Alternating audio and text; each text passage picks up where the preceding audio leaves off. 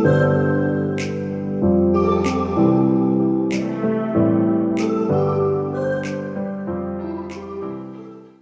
everybody. Welcome to another episode of Hope Without Sight with your host, Sailor Cooper, and this is Tyler Evans. For episode 27, and we're live streaming on Facebook. Woohoo! How about that? So, on this episode, we have Adrienne Tichy. She has had a lot of challenges in her life. Basically, her story is a miracle. She had a softball accident when she was very young, and it, of course, did a lot of damage. And she spent years and years and years in the hospital, and she was not expected to survive. But without further ado, let's have her tell this incredible story. Please welcome my good friend, Adrienne Tichy. How you doing this morning? Oh, Sailor, it's so good to see you. I'm doing really great. It's a wonderful Tuesday. Oh, awesome. Yeah, it's a wonderful, wonderful Tuesday for me as well. Embarking on my entrepreneurship journey, only just growing and growing more. And what a milestone we're accomplishing, because we're not just on Zoom, we're on Facebook. We're on Facebook streaming today. Yes. Yahoo! Okay, so so let's get started. So tell me about yourself. Who are you, and what stories do you have to overcome that allowed you to overcome challenges in life? Yeah, well, sure. It's such a great topic, Sailor, because what I have is an invisible disability. So when you look at me, you can't tell that there's anything wrong with me. Everybody, in fact, thinks that life has been pretty easy, you know, because from the outside, I've got a great marriage, we have a great business, but they don't know the challenges that I've had to overcome to get all these things.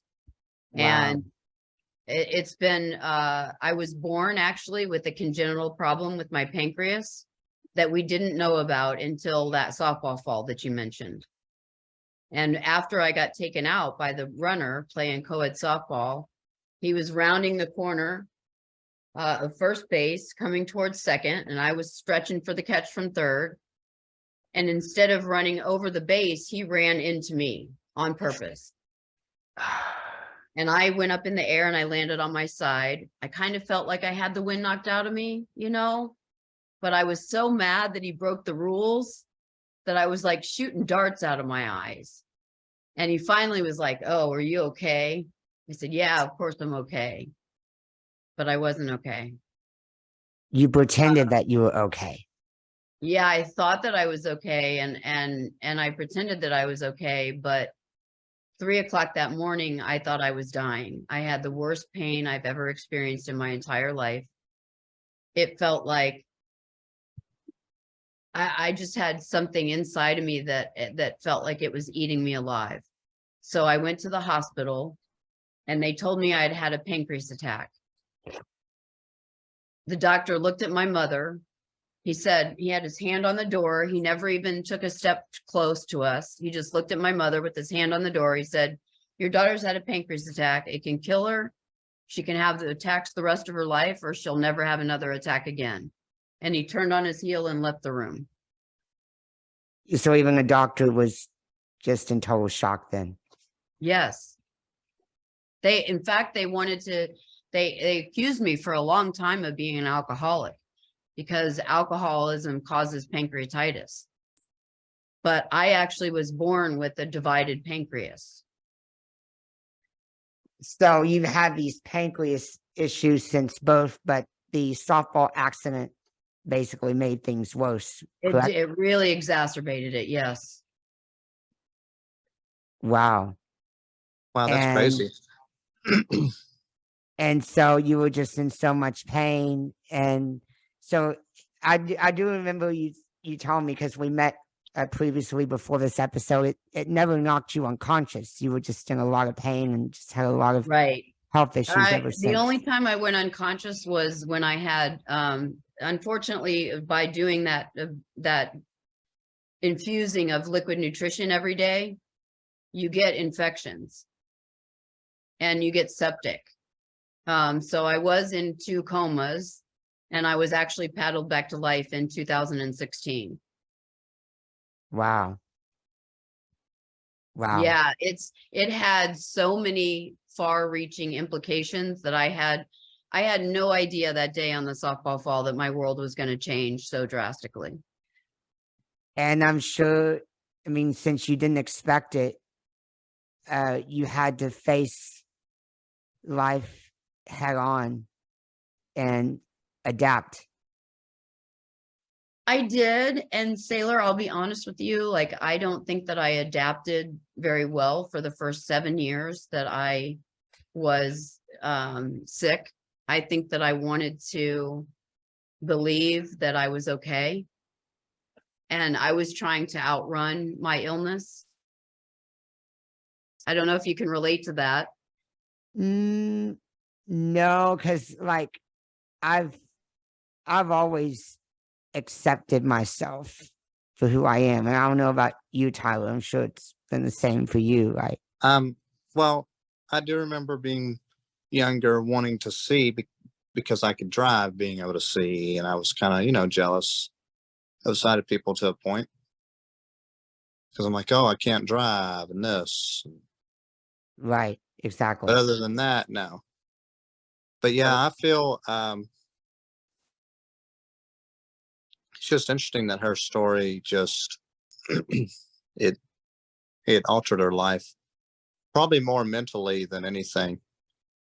I mean, physically too, but it sounds to me like Yeah, it altered your life a lot more mentally than it did otherwise.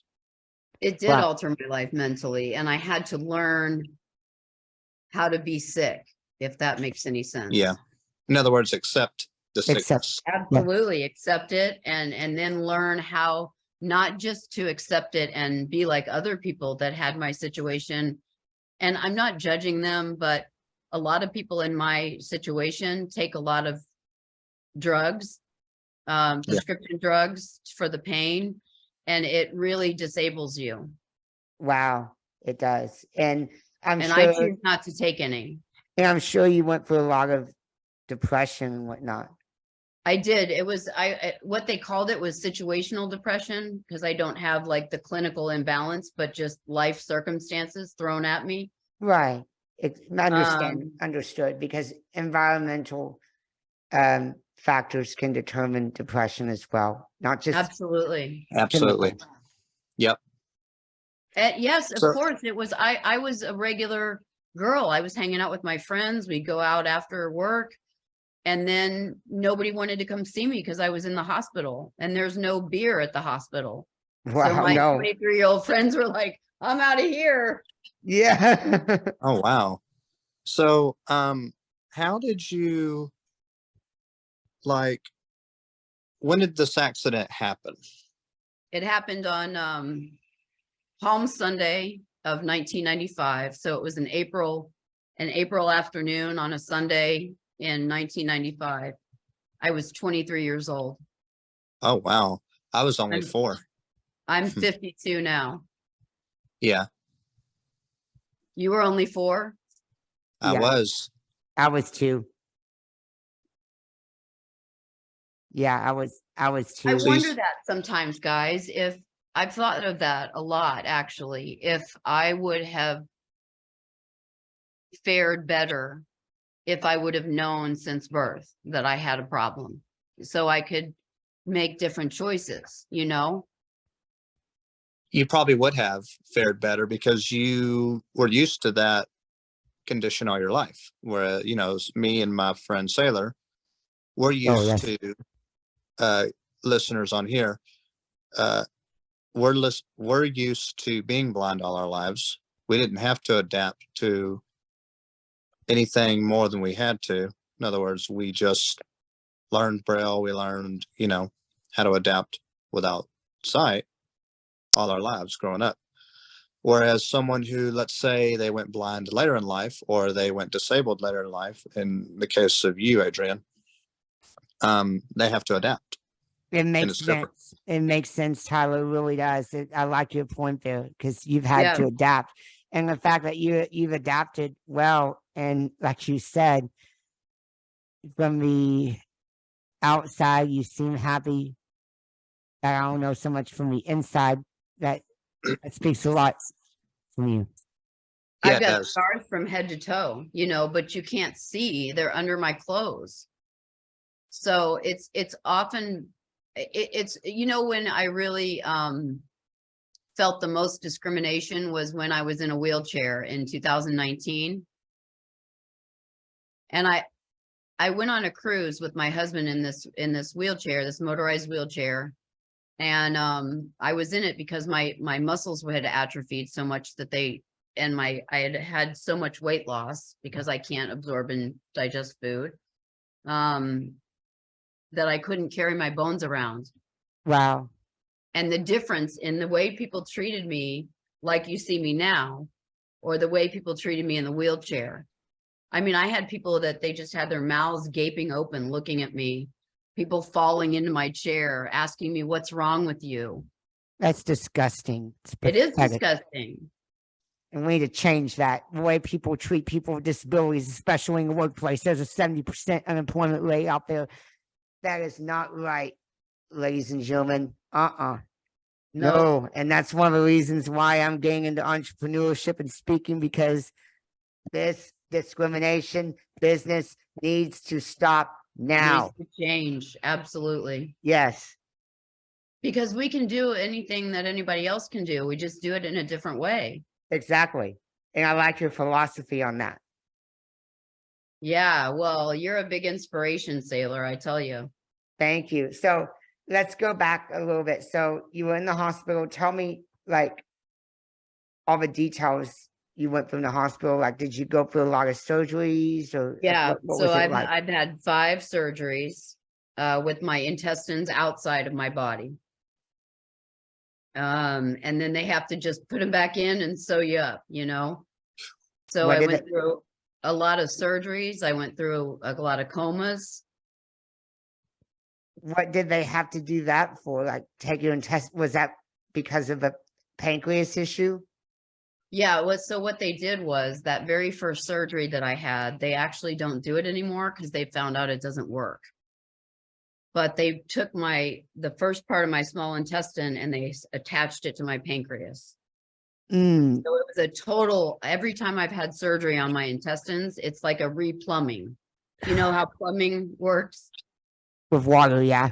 Yeah. And so if there's a blockage or like the plumbing is tied up in knots, the stuff can't go through.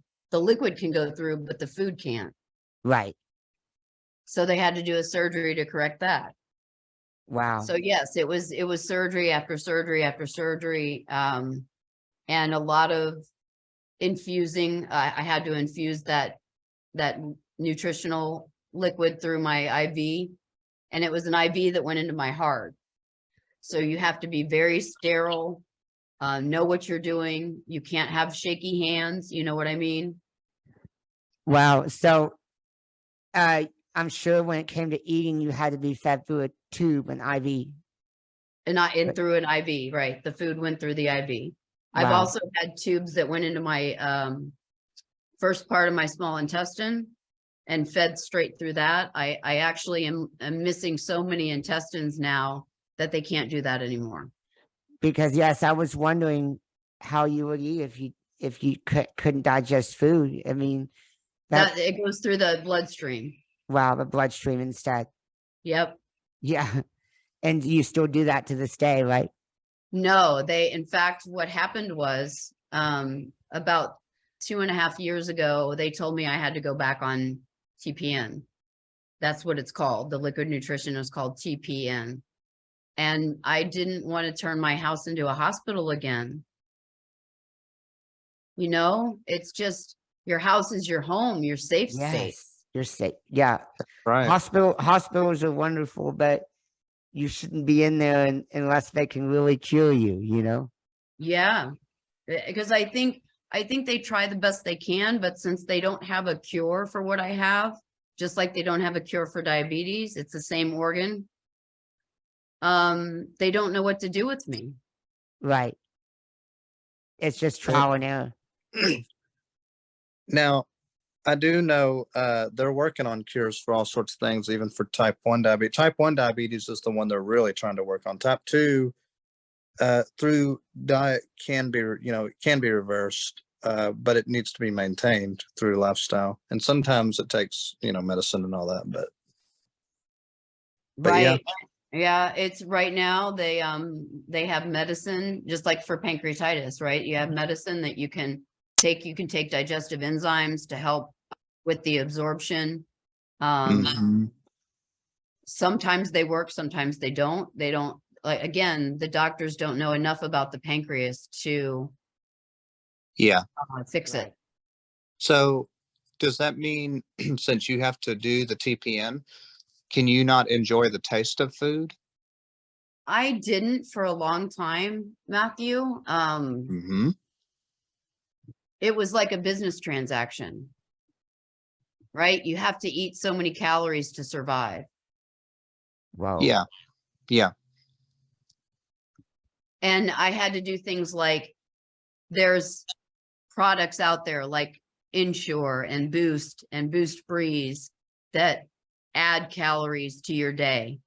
So I relied heavily on adding calories to regular meals. So to make sure I understand, you can have regular meals now, right? You just have to be careful. I do, and I'm none of us know how I'm absorbing right now. The doctors included, because I've had doctors look at me and shake their head and say, I don't know what you've done because it's nothing we've done. Wow. And I attribute a lot of my healing to God. Oh yeah, indeed. God There you go. heals. There you go. Yeah. That's right. And I might not be cured, but I'm healed. You're healed. Well, You one may day not be you are cured gonna, in this life, but you'll be in the next. But you're healed for now. We're only here for a little while. And, Right. that's and right. and that's another point I wanted to bring up. What you've endured, life is very short. You just live out your best life you can. I mean, what message do you want to leave to someone very similar who's going through a situation like yours? It's really, really essential that you hold on to hope. Hope is, without hope, you're dead in the water. I think that it's there's always a chance for things to be better tomorrow. Oh yes, there is. That's right. That's And pretty. it is wonderful, yes. And so, of course, you're not cured, but you're healed. But of course, your condition is still ongoing. You're still having to manage. That's correct. And in my life, it's been like, since I was diagnosed, it goes like a good 6 years and then a bad couple of years. And then a good couple of years and then a bad, like a roller coaster. But I'm changing the narrative now. I'm going to have good days from here on out. Yes, you are. That's the declaring way it to go, now. girl. Yeah. And so That's right. your disorder again is called what? It's pancreatitis, Pancreatitis. from pancreas to vesum. Wow. Yeah, divided pancreas makes sense.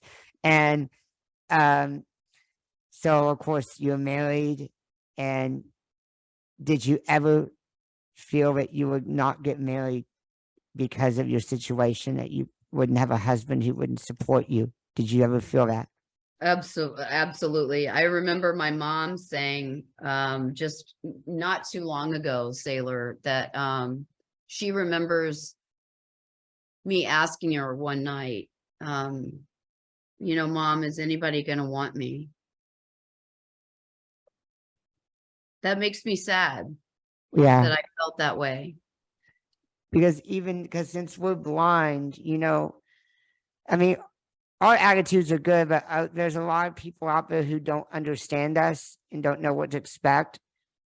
And we question whether anybody's going to want us. Well, I can And I tell know you they will. this. I can tell you this. There are blind people who are dating other blind people. Oh, for sure. Yes. look at my friend Evelyn and her fiance Victor. You know, Yeah. they're dating. They're blind now. Yeah. Victor, he went blind in life due to his diabetes, but yeah. Yeah. So yeah, it can happen, It and can, I'm not against dating a sighted person. In fact, it'd no, be I'm great not either. And it can be more because helpful too. yeah, the sighted person could drive me, or hey, Yep. but I'm also not against a blind person No, either, I'm or either or, you whatever. know. Yeah, but I'm also okay with if it doesn't happen, it doesn't happen. I'm okay with that too.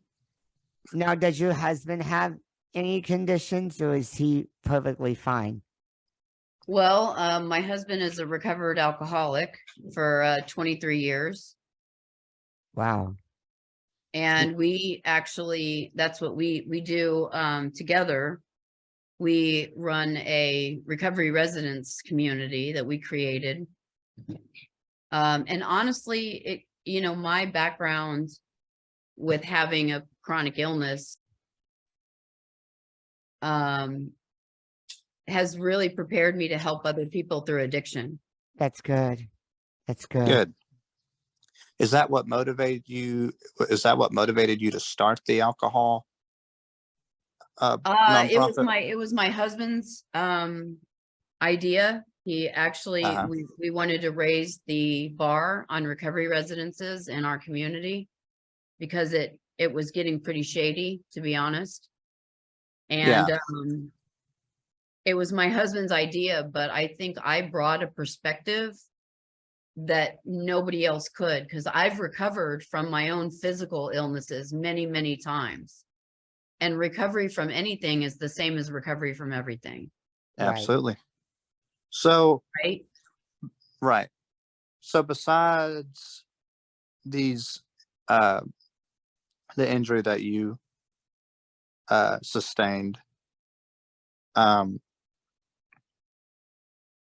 you still have hobbies like to go have fun, maybe hike, fish, whatever, and stuff. Oh yes, I love to travel. Me too. Uh, my Good. mom and dad got me into that. I loved it. You like to travel too, Sailor? Yes, I do. Yeah, I like to visit new places and really meet the people in the new places that I go to. Wow. But I have other hobbies. I mean, I like to volunteer my time. I like to hang out with friends and family, especially as I'm getting older. I like to hang out with my family more. That's good. Well, good. That's really good. We do too. Now, so I know what you're doing, entrepreneurship. Besides running a recovery facility that you and your husband operate, you're basically inspiring others, you know, to just Mhm. carry on and live life to its fullest, regardless of what life may bring you, Throws right? at you. You know what my philosophy is, you guys, is that no matter what happens to me, I don't have the right to sit on the sidelines of life. Oh, That's right. that's either. I don't. None of us do, right? I mean, but we all have to come to that conclusion at our own point. Like I can't tell you to go and stop living on off the sidelines. No. You've got Well, to not come only to that. yourself. Well, not only that. We as believers are called to a mission, and it's to get the gospel to every creature in the world, every person in the world, so that they can know that there is hope after this life and that there is a choice to be made for those who want to believe there's eternal life. For sure. And for those who don't, there's judgment, unfortunately for people, because that's what the Bible teaches. Now, not everyone believes that, and that's okay. You're getting Yeah. preachy. Yeah, that's right. Getting But preachy a yeah, little bit here. Amen. Yeah.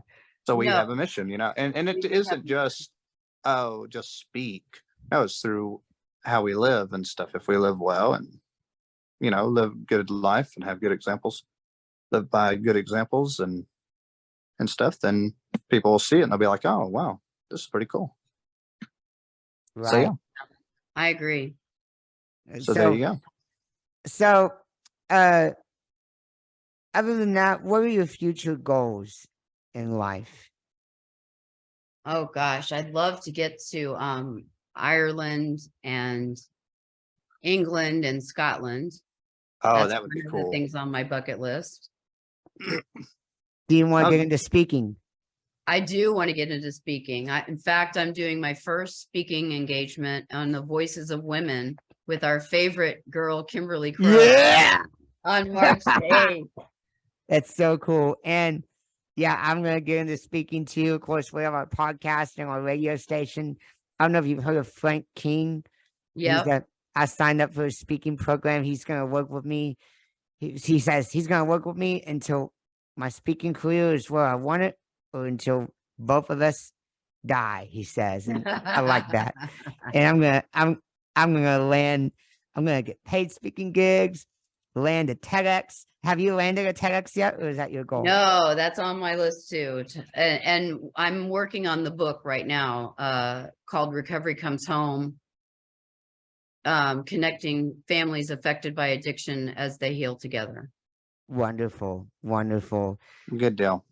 And so, well, I don't believe I have any other questions for you. And so, Tyler, do you have any other questions, or should we wrap up? We can go ahead and wrap up. So, Our customary ending. Go. yep. One thing we always ask is, what advice would you give to those who feel like they don't have hope? I would say that you need to get hope from someone else. Then if you don't have it yourself, then maybe you can believe that I believe that Right. there's hope for you. That's right. There you go. Because the It- fact that you wake up is hope, because see another day. And And it's another not opportunity. it's promise. No, it's not. So every day is a miracle. It Every is. single day, every breath, every moment, every second that you live, it's just a miracle. It's amazing. It is. It's a That's miracle. really Really why I think I live fully into life and I don't let myself sit on the sidelines, is because nobody should be letting life just pass them by. No, we don't either. We Yeah. don't either. No, that's why I have But- respect for you guys so much. Well, thank you. Thank you. Well, And like you said, because honestly, this is my very first time going into business. I've only mainly worked W-2 jobs, right? The 9-to-5 corporate America. Yeah. It's good. But this is my very first time starting a business myself and entrepreneurship. And I've been, like I said, I've been excited, but at the same time, I feel like I've been on a roller coaster because there's just a lot of unknown. But each time as I go, I'm going to figure stuff out. that's right. Well, if nothing else, Adrienne, thank you so much for being on Hope Without Sight. Thank you too, Sailor, and you too, Matthew. I've really enjoyed hanging out with you guys and talking a little bit more. All right. Yes. Give it up for Adrienne Tichy, and blessings, everybody. Live life to its fullest. We hope you feel renewed, inspired, and encouraged, like you can just carry on and conquer the world. Please hit the subscribe button on all platforms and tell your friends and family to do the same. Blessings to all.